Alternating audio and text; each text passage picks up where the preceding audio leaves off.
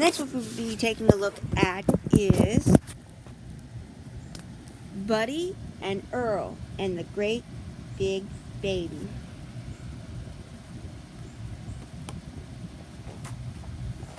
Buddy and Earl and the Great Big Baby.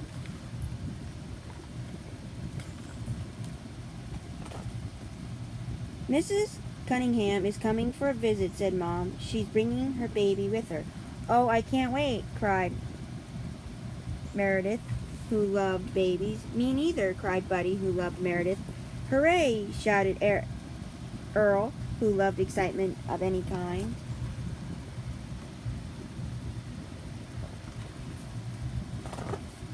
After Earl finished cheering, he turned to Buddy and said, So what's a baby? Buddy was very surprised by the question. It's a baby, something you drive. Is a baby something you drive around? Asked Earl. No, said Buddy confidently. Is a baby something you plug into the wall? Asked Earl.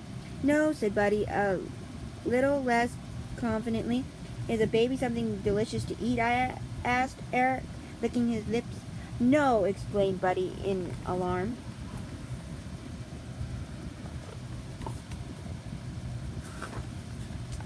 Babies are small and adorable, explained Buddy. I'm small and adorable, said Earl. Babies like to eat things off the floor, said Buddy. I like to eat things off the floor, said Earl. Sometimes babies smell very interesting, said Buddy. Sometimes I smell very interesting, marveled Earl. Oh, Buddy, who would have thought that babies and hedgehogs had so much in common? Not me, admitted Buddy.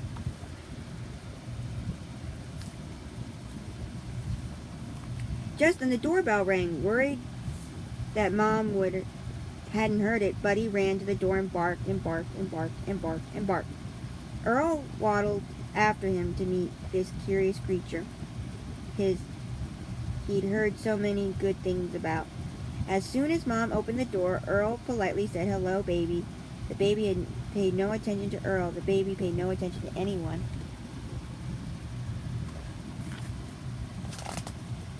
Instead, he toddled into the living room, knocked over a vase of flowers, tore up a magazine, and ripped a leg off Meredith's favorite doll. After that, he headed for the kitchen, filled with forbidding.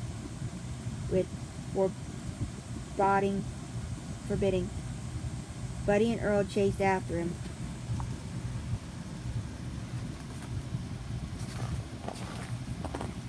Babies are not small and adorable, spluttered Earl. They are large and horrible. Before Buddy could disagree, the baby grabbed his favorite chew toy and started sucking on it. No, baby, said Buddy patiently. You'll get your germs all over my toy.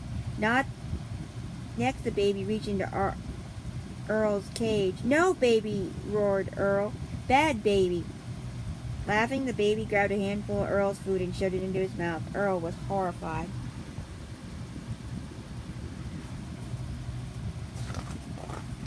When Mrs. Cunningham saw her baby eating hedgehog food, she was also horrified. It's time for your nap, she told the baby. Meredith felt very sorry for the baby. Buddy felt a little bit sorry for the baby. Earl didn't feel at all sorry for the baby.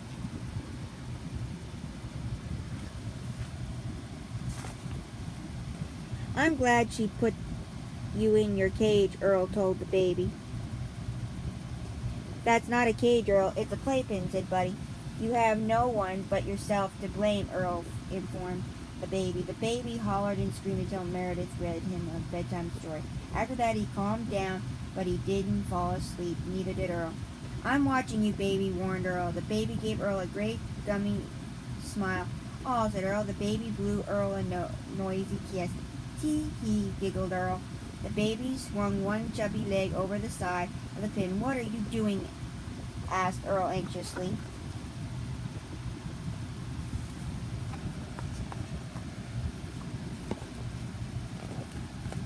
Earl woke Buddy up by giving him a teensy-weensy chomp on the tail. Shh, slush, you'll wake up Meredith.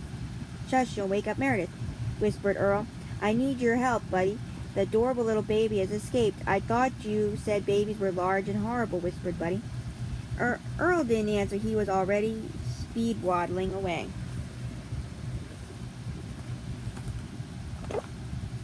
When Earl saw that the hallway was empty, he cried, Oh, Buddy, this is terrible. The baby could be in Meredith's room trying to swim across a swamp full of poisonous snakes. I do not remember seeing a swamp full of poisonous snakes in Meredith's room, cried Buddy. The baby was not in Meredith's room.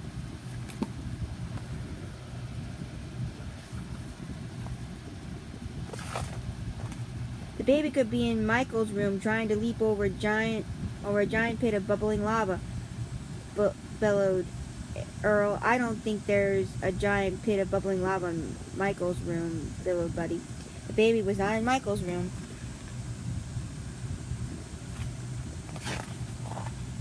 There is only one possibility left, shrieked Earl. The baby must be in Mom and Dad's room, trying to outrun a stampeding herd of dinosaurs. When Buddy and Earl burst into Mom and Dad's room, they did not see the baby or stampeding herd of dinosaurs. They did, however, hear a splashing noise coming from Mom and Dad's bathroom.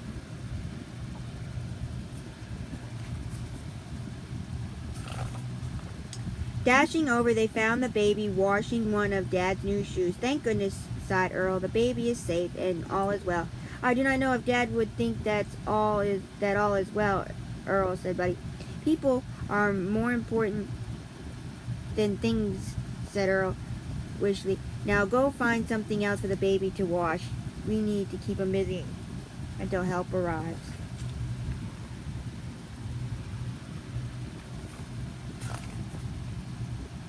By the time help arrived, Dad's watch, slippers, and books were just as clean as his shoe. Do you know what I realized, Buddy? Said Earl. Babies are dogs, and dogs have something in common. Common too. That's what is that, Earl? Asked Buddy. They both make the world a better place, said Earl. Oh, Earl, do you really think so? Asked Buddy. Yes, said Buddy. Yes, Buddy, said Earl. I really do.